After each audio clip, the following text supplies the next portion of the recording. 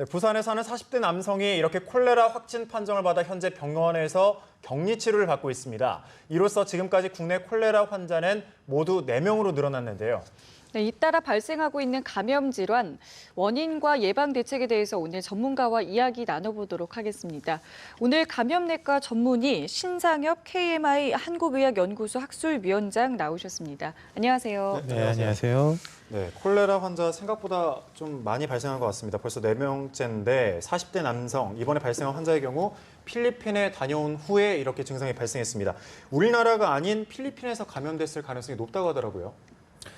이런 거는 이제 어디서 감염됐을지에 대해서는 그 환자의 임상 증상과 이제 역학적 연관성 이런 것들을 이제 따져서 이제 방역 당국에서 이제 평가를 하게 되는데 지금 이분 같은 경우는 이제 그 필리핀도 다녀왔고 부산에서 회도 드셨고 근데 이제 그러면 그 지역에서 어디가 지금 콜레라가 유행하고 있느냐가 이제 중요하거든요. 필리핀은 지금 콜레라가 상시 유행하고 있는 지역이고 부산 지역은 글쎄 거제도 쪽에서 환자 발생은 있었지만 부산은 사실 그 발생한 사람들이 최근에 없었기 때문에 지역적인 확률이 일단 부산이 떨어지고요. 또 하나는 이제 필리핀에서 먹어서 걸렸다 그러면 잠복 기간 2, 3일 정도라고 고려를 하면 되고 부산에서 같은 경우는 지금 뭐 회 초밥인가 드시고 2시간 만에 증상이 나타났다고 되는데 그 콜레라의 잠복기가 5일이네. 근데 보통은 하루 이틀 정도입니다. 그 균이 들어와서 그 소장에서 이제 증식을 해갖고 독소를 내서 증상이 일으키기까지 몇 시간은 걸리는데 만약에 2시간 만에 증상이 생겼다 그러면 굉장히 다량의 그 콜레라균이 한꺼번에 들어와서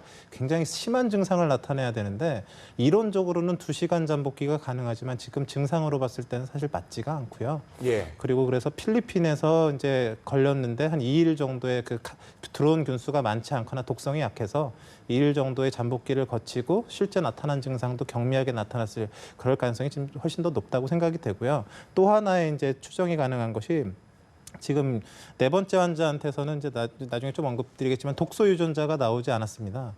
근데 이 독소 유전자는 그 콜레라의 증상 발현에 있어서 굉장히 중요한 요소이기 때문에 그 앞에 3명의 경우는 독소 유전자가 있었는데 콜레라균 안에서 지금 4번째 환자에서 없었다는 얘기는 지금 이게 국내에서 발생하고 있는 콜레라 그 균과는 좀 다른 양상과 그리고 증상을 보일 수 있다라는 걸로 보여서 이게 부산 거일 사실 증거가 거의 없고요.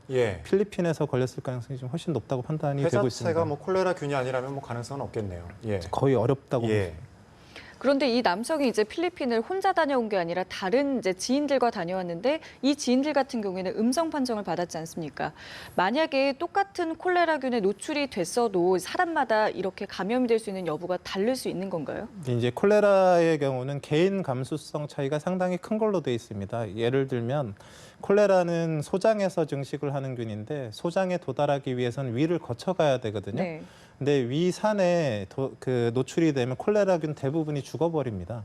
그래서 콜레라라는 감염은 아주 면역이 약하거나 위산 분비가 안 되는 사람도 1억 개, 정상적인 면역을 가지고 있는 사람은 1,000억 개가 들어와도 감염이 잘 되지를 않습니다. 그래서 이제 그 먹으신 분의 그 위산의 상태랑 그 면역 상태에 따라서 이제 걸리고 안 걸리고가 결정이 되고요. 설령 굉장히 많은 그 숫자의 그 균을 드셨다고 해도 지금 이제 전 세계적으로 최근 30년 동안은 엘토르형 콜레라만 유행을 하고 있는데 엘토르 콜레라는 증상, 아주 심한 증상을 나타내는 경우가 뭐 50명에 1명도 없을 정도로 감염이 됐다고 대부분 증상이 나타나는 것은 아니기 때문에 그 개개인의 감수성과 그 들어온 균수와 이런 것들 그런 게 여러 영향을 미치게 됩니다. 사람마다 다를 수가 있겠군요. 그 앞서 이제 콜레라 독소 유전자를 언급해 주셨는데 좀 더 자세히 설명 부탁드릴게요. 이제 콜레라가 이제 증상을 나타내는 기전이 그 소장에 와가지고 독소를 분비하고요. 그 독소 때문에 그 나트륨이라는 성분이 우리 몸 안에 흡수가 되지 못하면서 도리어 체내에 있는 물을 끌고 나가면서 설사를 일으키거든요.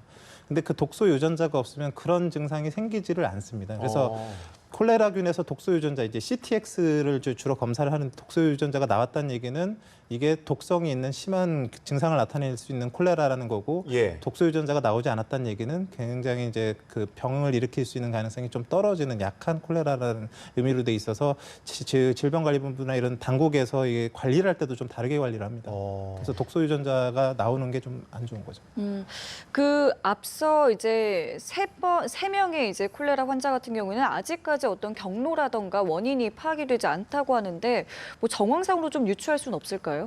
이제 콜레라는 이제 과거에 후진국병이라고 많이 알려졌지 않습니까? 예. 이제 그런 이유가 대부분의 콜레라의 집단 발생은 이제 과거에는 그 후진국, 특히 이제 상하수도 시스템이 정비가 안 돼 있는 후진국 또는 2010년도에 그 IT에 대지진이 있었습니다. 20만 명이 사망하고 100만 명의 이재민이 생겼는데 그때 1년 동안에 콜레라 환자가 50만 명이 생겼거든요. 그러니까 이제 이런 그 음용수가 콜레라에 노출이 되고 거기에 계속 균이 증식하는데 그게 해결이 되지 않은 상태에서 다시 다른 사람들이 먹게 되면 집단 발생을 하게 돼 있어요.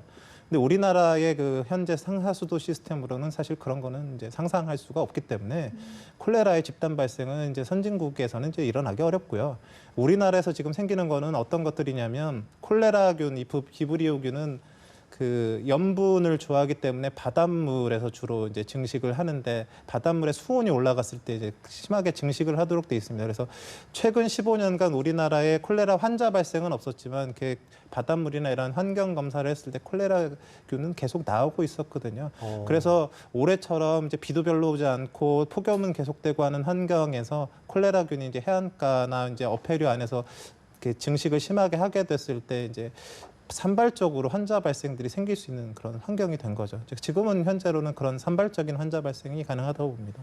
네, 앞으로도 그러면 조금은 뭐 산발적으로 발생할 가능성은 있다고 봐야 되겠네요. 그럼. 이제 바닷물 수온이 예. 낮아지고 가을이 되면 이제 콜레라 발생은 없어지리라 생각하고 있습니다. 예, 그렇군요. 그 콜레라의 주요 증상이 설사라고 하는데 단순히 뭐 배탈일 경우도 있지 않겠습니까? 콜레라와 그 설사의 단순 배탈의 차이 어떤 게 있을까요? 이제 뭐 지금 유행하고 있는 콜레라도 있지만 뭐 식중독도 있고요. 예. 다른 이제 기타 그 장염을 일으키는 균들은 많지 않습니까? 근데 콜레라는 상당히 특이한 증상이 설사가 굉장히 심합니다. 그리고 아주 뭐 일부에서는 구토 증상까지는 생길 수가 있어요. 근데 설사를 하루에 뭐 20번, 30번 이상 하는데 보통의 그런 정도 장염이면 머리도 아프고 몸도 쑤시고 열도 나고 배도 아파야 되지 않습니까? 그렇죠. 근데 그런 증상이 전혀 없습니다.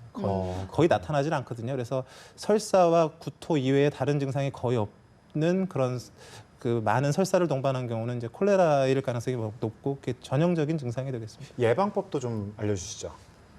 콜레라에 대한. 이제 뭐 콜레라 같은 경우는 이제 뭐 일상적인 면역과 뭐 위산 분비를 갖고 있는 사람들은 크게 위험하지는 않겠지만 이제 그 위절제술을 했거나 위산제를 오래 드시고 있거나 이제 면역이 떨어지신 분들은 또 혹시 모르기 때문에 가급적이면 해산물은 익혀 드시는 게 좋겠고 예. 그다음에 개별적인 이제 손 씻기 등의 개별 위생에 주의해 주시는 게 도움이 되겠습니다. 네. 자, 그리고 우리 외교부가 이제 지카 바이러스 감염자를 대비해서 싱가포르 여행 유의 경보를 내렸는데요. 지금 이 싱가포르에서 지카 바이러스가 얼마나 유행하고 있습니까? 지금 최근 들어서 전 세계적으로 지카 바이러스의 이제 대규모 유행이 확인되고 있는 곳이 두 군데가 있습니다. 한 군데가 미국의 마이애미, 네. 예. 굉장히 이제 그 휴양지로 유명한 곳이죠. 그리고 싱가포르거든요. 근데 이 두 군데에서 그 지카 바이러스 환자가 늘어났다라는 게 시사하는 게 있습니다.